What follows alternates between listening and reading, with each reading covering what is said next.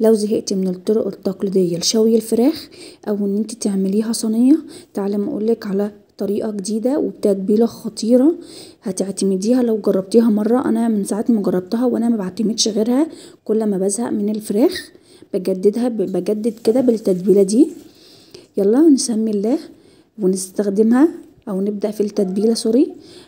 انا عندي الفراخ بعد ما ما غسلتها وقطعتها ونقعتها في محلول ملح وخل وليمون لمدة نص ساعة.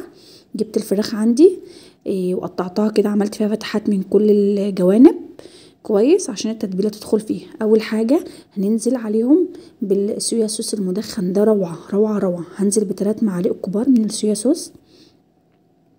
هنزل عليهم بمعلقه من عسل النحل الابيض او الاسمر عادي، بس يفضل الابيض. هنزل بمعلقه كده. هنجهز بقى عندنا التوابل. نص معلقه بابريكا، نص معلقه ملح، نص معلقه فلفل، نص معلقه كاري، نص معلقه توم باودر، نص معلقه بصل باودر، نص معلقه كزبره ناشفه. احنا مجهزين كده التوابل. هنزل عليهم بقى بعد ما حطيت العسل، هنزل بمعلقتين كبار من الزيت. دي عندي التوابل. ونسيت اقول لكم ان انا حطيت برضو نص معلقه من البابريكا، هكتبها لكم برضو تحت في الكابشن. هنزل ب4 فصوص من الثوم متقطعين صغير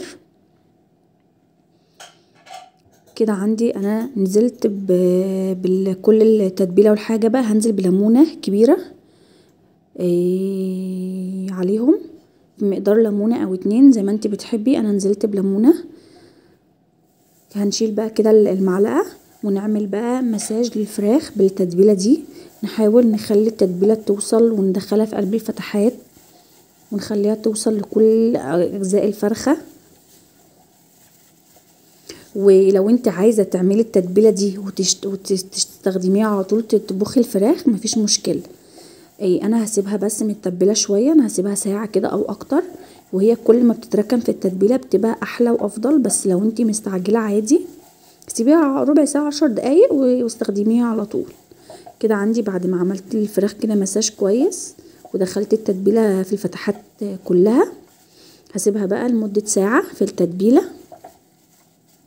بس تتبيله سهله وخطيره. هنزل لكم طريقتها لما استوت في الفيديو الجاي. باي.